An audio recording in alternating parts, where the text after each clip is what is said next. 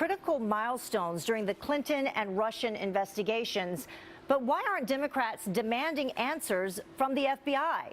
Joining me now is Senior Legal Fellow at the Heritage Foundation, Hans von Spakovsky. Thank you so much for joining us this morning. Appreciate it. Good morning, Heather.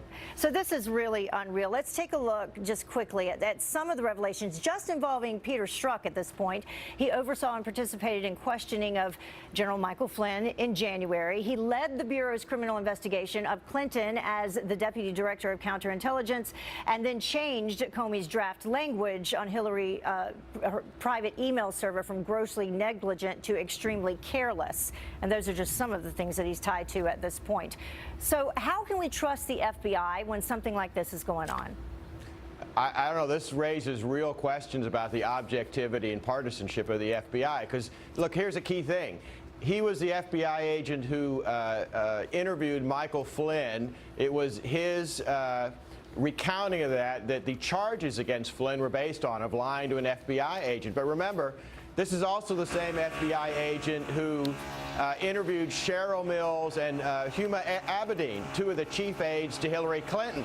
They also lied to him about their knowledge of the home server, and yet they've never been charged with lying to an FBI agent. Why this double standard? That has been not explained by the FBI or the Justice Department. Yeah, and this is what President Trump tweeted out about it. He said, anti-Trump FBI agent led Clinton email probe, as you just said. Now it all starts to make sense. Do you think that any of this would have been uncovered if President Trump had not, so continuously said, hey, something's not right here?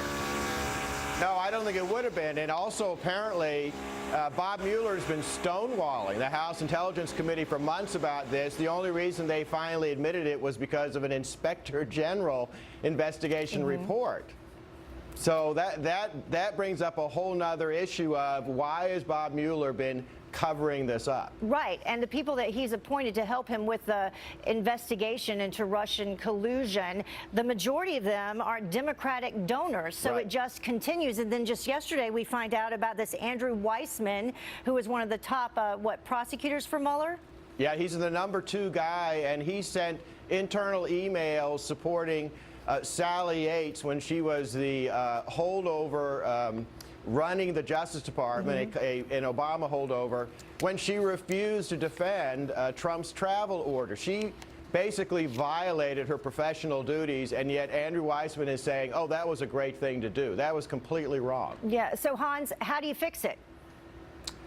Well, I tell you, I have great doubts that it can be fixed. Look, here's another issue that nobody has raised. A prosecutor has an obligation under Supreme Court law to turn over any evidence bearing on the innocence of a defendant. The question is, did Bob Mueller let Mike Flynn's lawyers know that the chief witness against him, the FBI agent, had been removed from the case for bias? If he didn't do that, then Mueller was guilty of professional misconduct. I'm betting the answer to that is no, but definitely somebody needs to look into that. And then Lisa Bloom, I think is her name, that was the other FBI agent that he was texting. And she was apparently working on the case as well. Yeah, and she was his mistress, which says a whole lot of other things about the unprofessional conduct of agents at the FBI. It is outrageous. Hans von Spakovsky, there you go. Thank you so much for joining us, Hans. Appreciate it. And apologize for that construction again, which continues there. Appreciate it. Bye-bye.